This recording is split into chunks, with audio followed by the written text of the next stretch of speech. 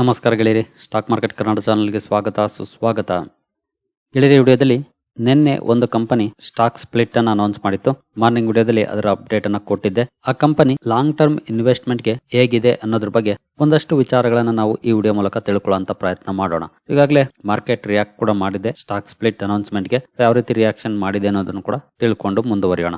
ಮೊದಲಿಗೆ ಡಿಸ್ಕ್ಲೈಮರ್ ಕೊಡ್ಲಿಕ್ಕೆ ಇಷ್ಟಪಡ್ತೀನಿ. ಇಲ್ಲಿ ಕವರ್ ಮಾಡ್ತಿರುವಂತಹ ಸ್ಟಾಕ್ ಅನ್ನ ರೆಕಮೆಂಡ್ ಮಾಡ್ತಿಲ್ಲ. ನೀವು ಫರ್ದರ್ ಸ್ಟಡಿ ಮಾಡಿ ಡಿಸಿಷನ್ ತಗೊಳ್ಬಹುದು. ಆಸ್ ಎ ಎಜುಕೇಶನಲ್ ಪರ್ಪಸ್ ನಾನು ಈ ವಿಡಿಯೋನ ನಿಮ್ಮ ಮುಂದೆ ತರ್ತಾ ಇದ್ದೀನಿ. ಸೊ ಗೆಳೆಯರೆ, ಆ ಕಂಪನಿ ಯಾವುದು ಅಂತ ನಿಮ್ಗೆ ಈಗಾಗಲೇ ಗೊತ್ತಾಗಿರ್ಬೋದು, ಯಾಕಂದ್ರೆ ಮಾರ್ನಿಂಗ್ ವಿಡಿಯೋದಲ್ಲಿ ಈಗಾಗಲೇ ಕವರ್ ಮಾಡಿದ್ದೆ. ಸಫೀರೆ ಫುಡ್ಸ್ ಇಂಡಿಯಾ ಲಿಮಿಟೆಡ್ ಇವತ್ತು ನೋಡಬಹುದು 1.25% ಪಾಸಿಟಿವ್ ಅಲ್ಲಿ ಸ್ಟಾಕ್ ಕ್ಲೋಸಿಂಗ್ ಅನ್ನು ಕೊಟ್ಟಿದೆ. ಬಟ್ ಓಪನಿಂಗ್ ತುಂಬಾ ಚೆನ್ನಾಗಿತ್ತು, ನಂತರ ಕೂಡ ಒಳ್ಳೆ ಪರ್ಫಾರ್ಮೆನ್ಸ್ ಇತ್ತು. ನಂತರ ಸ್ವಲ್ಪ ಡೌನ್ ಆಗಿ ಓವರ್ ಆಲ್ 1.25% ಅಪ್ ಅಲ್ಲಿ ಕ್ಲೋಸಿಂಗ್ ಅನ್ನು ಕೊಟ್ಟಿದೆ. ಹಾಗೆ ಮಾರ್ಕೆಟ್ ಕ್ಯಾಪ್ ನೋಡಬಹುದು, ಒಂದು ಸ್ಮಾಲ್ ಕ್ಯಾಪ್ ಕಂಪನಿ, 10,000 ಕೋಟಿ ಮಾರ್ಕೆಟ್ ಕ್ಯಾಪ್ ಇರುವಂತಹ ಸ್ಟಾಕ್. ಸೊ ಸ್ಟಾಕ್ ಸ್ಪ್ಲಿಟ್ ಯಾವ ರೀತಿ ಮಾಡ್ತಿದೆ, ಯಾವ ರೇಷಿಯೋದಲ್ಲಿ ಅಂತ ನಾವು ನೋಡಬಹುದು. Sub division or split of existing equity shares of the company from 1 equity share having face value of ₹10 into 5 equity shares having face value of ₹2. ಅಂದ್ರೆ ₹10 ಇರುವಂತಹ ಫೇಸ್ ವ್ಯಾಲ್ಯೂನ ₹2 ಮಾಡ್ತಿದ್ದಾರೆ. ಅಂದ್ರೆ ಒಂದು ಶೇರು 5 ಶೇರುಗಳಾಗುತ್ತೆ. ಹಾಗೆ ಇದಕ್ಕೆ ಶೇರ್ ಹೋಲ್ಡರ್ಸ್ ಅಪ್ರೂವಲ್ ಬೇಕಾಗುತ್ತೆ. ಸೊ 15th AGM ಅಲ್ಲಿ company share holders approval ಗೆ ಪೋಸ್ಟಲ್ ಬ್ಯಾಲೆಟ್ ರಿಲೀಸ್ ಮಾಡುತ್ತೆ. ಅಪ್ರೂವಲ್ ನಂತರ ಡೇಟ್ ಗಳನ್ನ ಕಂಪನಿ ಅನೌನ್ಸ್ಮೆಂಟ್ ಮಾಡುತ್ತೆ ಮುಂದಿನ ದಿನಗಳಲ್ಲಿ. ಇದು ಕಂಪನಿ ತಗೊಂಡಿರುವಂತಹ ನಿರ್ಧಾರ ಸ್ಟಾಕ್ ಸ್ಪ್ಲಿಟ್ ಬಗ್ಗೆ. ಸೊ ಒಂದು ಶೇರು 5 ಶೇರ್ ಆಗುತ್ತೆ ಅಂದ್ರೆ ಸ್ಟಾಕ್ ಪ್ರೈಸ್ ಕೂಡ ಅಡ್ಜಸ್ಟ್ ಆಗುತ್ತೆ. ಸುಮಾರು ಜನ ಬಿಗಿನರ್ಸ್ ಇಲ್ಲಿ ಕನ್ಫ್ಯೂಸ್ ಮಾಡ್ಕೊಳ್ತಾರೆ. ಅಂದ್ರೆ ಶೇರುಗಳು 5 ಆಗುತ್ತೆ ಆದ್ರೆ ಶೇರ್ ಪ್ರೈಸ್ ಚೇಂಜ್ ಆಗಲ್ಲ ಅಂತ. ಬಟ್ ಹಂಗಲ್ಲ, ಕನ್ಫ್ಯೂಸ್ ಮಾಡ್ಕೊಳ್ಬೇಡಿ. ಈ ಶೇರ್ ಪ್ರೈಸ್ ಕೂಡ ಅಡ್ಜಸ್ಟ್ ಆಗುತ್ತೆ. ಎಕ್ಸ್ ಡೇಟ್ಗೆ ಏನ್ ಪ್ರೈಸ್ ಇರುತ್ತೋ ಅಲ್ಲಿ ಡಿವೈಡೆಡ್ ಬೈ 5 ಆಗುತ್ತೆ. For example company X date ಯಾವತ್ತೋ ಒಂದಿನ ಅನೌನ್ಸ್ ಮಾಡ್ತು ಅಂತ ಇಟ್ಕೊಳ್ಳಿ. For example 1st July X date ಅಂತ ಇಟ್ಕೊಳ್ಳಿ, ಉದಾಹರಣೆಗೆ ಹೇಳ್ತಾ ಇದ್ದೀನಿ.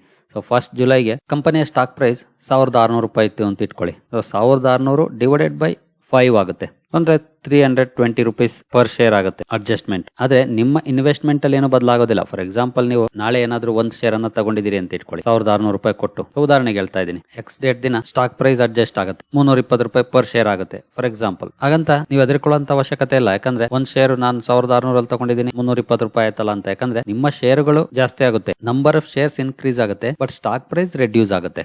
ಹಾಗಾಗಿ ನಿಮ್ಮ ಇನ್ವೆಸ್ಟ್ಮೆಂಟ್ ಅಲ್ಲಿ ಯಾವುದೇ ರೀತಿ ಬದಲಾವಣೆ ಆಗೋದಿಲ್ಲ. 1,600 ಇರುತ್ತೆ, ಬಟ್ ನಂಬರ್ ಆಫ್ ಶೇರ್ ಗಳು ಜಾಸ್ತಿ ಆಗುತ್ತೆ. ಇದನ್ನ ಗಮನದಲ್ಲಿ ಇಟ್ಕೊಂಡಿರಿ ಇನ್ವೆಸ್ಟ್ ಮಾಡೋದಕ್ಕೆ ಮುಂಚೆ. ಹಾಗೆ ನಾನು ಈ ಹಿಂದೆ ಸಾಕಷ್ಟು ಸಲ ಹೇಳಿದ್ದೀನಿ, ಬೋನಸ್, ಸ್ಪ್ಲಿಟ್, ಡಿವಿಡೆಂಡ್ ಈ ಕಾರಣಕ್ಕೆ ಇನ್ವೆಸ್ಟ್ಮೆಂಟ್ ಅನ್ನ ಮಾಡಬಾರದು. As A long term investor ಕಂಪನಿಯ ಬಿಸ್ನೆಸ್ ಫ್ಯೂಚರ್ ಅಲ್ಲಿ ಚೆನ್ನಾಗಿರುತ್ತೆ ಅನ್ಸಿದ್ರೆ ಖಂಡಿತ ಆಗ ನಾವು ಇನ್ವೆಸ್ಟ್ಮೆಂಟ್ ಡಿಸಿಷನ್ ತಗೊಳ್ಬಹುದು. ಈ ಕಂಪನಿ ಒಂದು ಸ್ಮಾಲ್ ಕ್ಯಾಪ್ ಕಂಪನಿ, 10,000 ಕೋಟಿ ಮಾರ್ಕೆಟ್ ಕ್ಯಾಪ್ ಇರುವಂತದ್ದು. ಲಾಸ್ಟ್ 1 year ಪರ್ಫಾರ್ಮೆನ್ಸ್ ಅನ್ನು ನೋಡಿದ್ರೆ ಅಂತ ಗ್ರೇಟ್ ಪರ್ಫಾರ್ಮೆನ್ಸ್ ಏನಿಲ್ಲ, ಬಟ್ ಪಾಸಿಟಿವ್ ಇದೆ. ವೊಲಟೈಲ್ ಪರ್ಫಾರ್ಮೆನ್ಸ್ ಅನ್ನು ಕೊಟ್ಟಿದೆ, ಬಟ್ ಪಾಸಿಟಿವ್ ಪರ್ಫಾರ್ಮೆನ್ಸ್ ಇದೆ.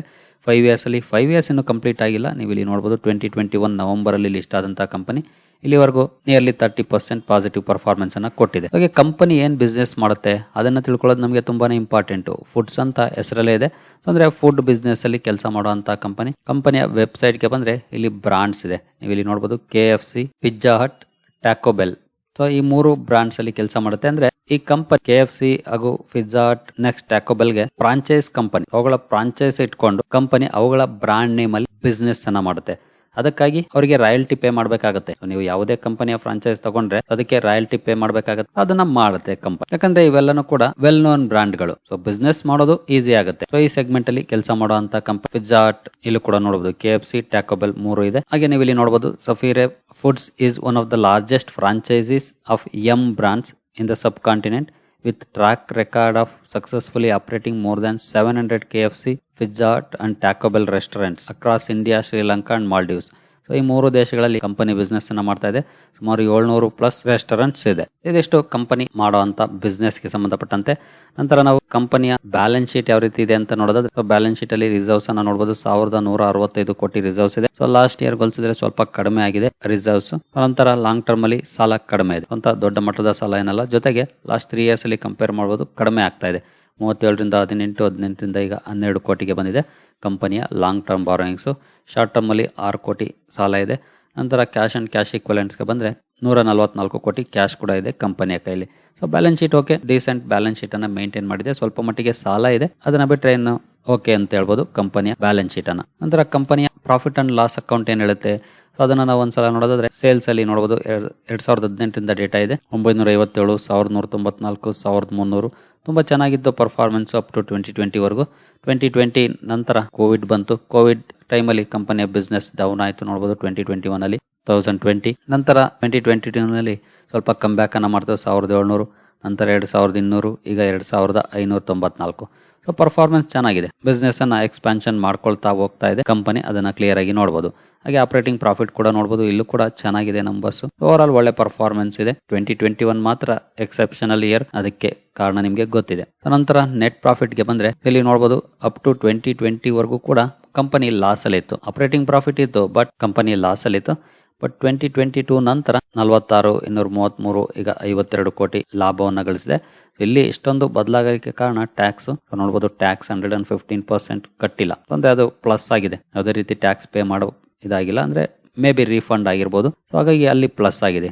ಪ್ರಾಫಿಟ್ ಬಿಫೋರ್ ಟ್ಯಾಕ್ಸ್ ನೋಡಬಹುದು 180 ಇತ್ತು, 115% ಮೈನಸ್ ಇದರಿಂದ 233 ಆಯ್ತು. ಹಾಗಾಗಿ ಇಲ್ಲಿ ಸ್ವಲ್ಪ ಒಳ್ಳೆ ಪರ್ಫಾರ್ಮೆನ್ಸ್ ಇತ್ತು. ಬಟ್ PBT ಚೆಕ್ ಮಾಡಿದ್ರೆ ಲಾಸ್ಟ್ ಇಯರ್ ಕಂಪೇರ್ ಮಾಡಿದ್ರೆ ಖಂಡಿತ ಡೌನ್ ಆಗಿದೆ, ಬಟ್ ಸ್ಟಿಲ್ ಪ್ರಾಫಿಟಬಲ್ ಇದೆ. ಜೊತೆಗೆ ರೆವೆನ್ಯೂ ಕೂಡ ಜಾಸ್ತಿ ಆಗಿದೆ. ನಾವೀಗ ತಾನೆ ನೋಡೋದು, ಇಲ್ಲೂ ಕೂಡ ನೋಡಬಹುದು 2266ರಿಂದ 2594. ನಂತರ ರಿಟರ್ನ್ ಆನ್ ಇಕ್ವಿಟಿ ಅಂತ ಒಳ್ಳೆ ನಂಬರ್ಸ್ ಏನಿಲ್ಲ, ಸಿಂಗಲ್ ಡಿಜಿಟಲ್ ಇದೆ. ನಂತರ CAGR ಜಸ್ಟ್ 1 ಇಯರ್ ಮಾತ್ರ ಅವೈಲೇಬಲ್ ಇದೆ, 11%.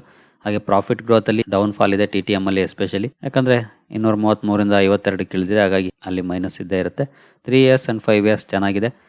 ಸೇಲ್ಸ್ ಗ್ರೋತ್ ಕೂಡ ಚೆನ್ನಾಗಿದೆ, ಡಿಸೆಂಟ್ ನಂಬರ್ಸ್ ಇದೆ ಅಪ್ ಟು 5 years ವರೆಗೂ ಸೇಲ್ಸ್ ಗ್ರೋತ್ ಅಲ್ಲಿ. ನಂತರ ನಾವು ಶೇರ್ ಹೋಲ್ಡಿಂಗ್ ಪ್ಯಾಟರ್ನ್ ಗೆ ಬಂದು ಇಲ್ಲಿ ಒಂದು ಡಿಸಪಾಯಿಂಟ್ಮೆಂಟ್ ಕಂಡು ಬರುತ್ತೆ. ನಿಯರ್ಲಿ 31% ಮಾತ್ರ ಪ್ರಮೋಟರ್ ಹೋಲ್ಡಿಂಗ್ ಇದೆ. ಮುಂಚೆ 51% ಇತ್ತು, ಈಗ ಅದು 31% ಹತ್ತತ್ರ ಇಳಿದಿದೆ. ಬಟ್ ಇಲ್ಲಿ ಇನ್ನೊಂದು ಪಾಯಿಂಟ್ ಅನ್ನು ನಾವು ಅಬ್ಸರ್ವ್ ಮಾಡಬಹುದು. ಪ್ರಮೋಟರ್ ಸೇಲ್ ಮಾಡಿದರೆ ಸ್ಟೇಕ್, ಬಟ್ ಬೈ ಮಾಡಿರೋದು DIS, FIS. ಡಿಸೆಂಬರ್ 2022ರಿಂದ ಕೂಡ ನೋಡಬಹುದು. FIS, DIS ಬೈ ಮಾಡಿದರೆ ಪಬ್ಲಿಕ್ ಅದರ ಅರೌಂಡ್ 7% ಹೋಲ್ಡಿಂಗ್ ಇದೆ ನೋಡಬಹುದು. ಈಗ ಅರೌಂಡ್ 30% ಹೋಲ್ಡಿಂಗ್ FIS ಇದ್ದಾರೆ, 32% DIS ಇದ್ದಾರೆ, ಅರೌಂಡ್ 7% ಪಬ್ಲಿಕ್ ಹೋಲ್ಡಿಂಗ್ ಇದೆ, 31% ಪ್ರಮೋಟರ್ಸ್ ಇದ್ದಾರೆ. ಡೀಸೆಂಟ್ ಶೇರ್ ಹೋಲ್ಡಿಂಗ್ ಪ್ಯಾಟರ್ನ್ ಅಂತ ಹೇಳ್ಬೋದು. More than 60% holding FIS, DIS ಹತ್ರ ಇದೆ. ಬಟ್ ಇದೊಂದೇ ಕಾರಣ ಆಗಬಾರ್ದು ನಾವು ಇನ್ವೆಸ್ಟ್ ಮಾಡ್ಲಿಕ್ಕೆ. ಕಂಪನಿಯ ಬಿಸ್ನೆಸ್ ಕೂಡ ತುಂಬಾ ಇಂಪಾರ್ಟೆಂಟ್ ರೋಲ್ ನ ಪ್ಲೇ ಮಾಡುತ್ತೆ. ಪ್ಯೂರ್ಲಿ ಡಿಪೆಂಡ್ ಆಗೋದೇ ಕಂಪನಿಯ ಬಿಸ್ನೆಸ್ ಮೇಲೆ, ಸ್ಟಾಕ್ ಪರ್ಫಾರ್ಮೆನ್ಸ್.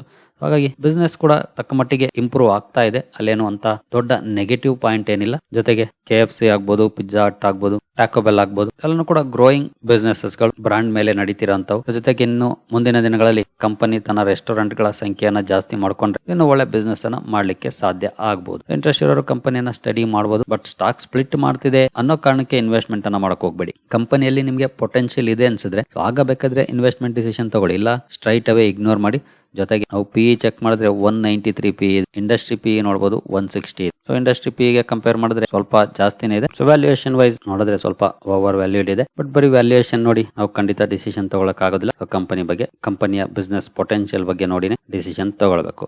ಓವರ್ ಆಲ್ ಒಂದು ಇಂಟ್ರೆಸ್ಟಿಂಗ್ ಕಂಪನಿ. ಇಂಟ್ರೆಸ್ಟ್ ಇರಬೇಕಿದ್ರೆ ಸ್ಟಡಿ ಮಾಡಬಹುದು, ಇಲ್ಲ ಬೇಡ ರಿಸ್ಕ್ ಜಾಸ್ತಿ ಇದೆ ಅನ್ಸಿದ್ರೆ ಸ್ಟ್ರೈಟ್ ಅವೇ ಇಗ್ನೋರ್ ಮಾಡಬಹುದು. ಬಟ್ ಇಲ್ಲಿವರೆಗಿನ ಪರ್ಫಾರ್ಮೆನ್ಸ್ ಅನ್ನು ನೋಡಿದ್ರೆ ಇಲ್ಲಿ ವಾಲಟೈಲ್ ಪರ್ಫಾರ್ಮೆನ್ಸ್ ಇದೆ, ಅದನ್ನು ಕೂಡ ನೋಡಿ ನೀವು ಕನ್ಸಿಡರ್ ಮಾಡಬೇಕಾಗುತ್ತೆ ಇನ್ವೆಸ್ಟ್ ಮಾಡೋದಕ್ಕೆ ಮುಂಚೆ. ಸರಿ ಗೆಳೆಯರಿ, ಈ ವಿಡಿಯೋ ನಿಮಗೆ ಇಷ್ಟ ಆಗಿದೆ ಅಂದ್ಕೊಳ್ತೀನಿ. ಮುಂದಿನ ವಿಡಿಯೋದಲ್ಲಿ ಸಿಗೋಣ. ಅಲ್ಲಿವರೆಗೂ ಜೈ ಹಿಂದ್, ಜೈ ಕರ್ನಾಟಕ.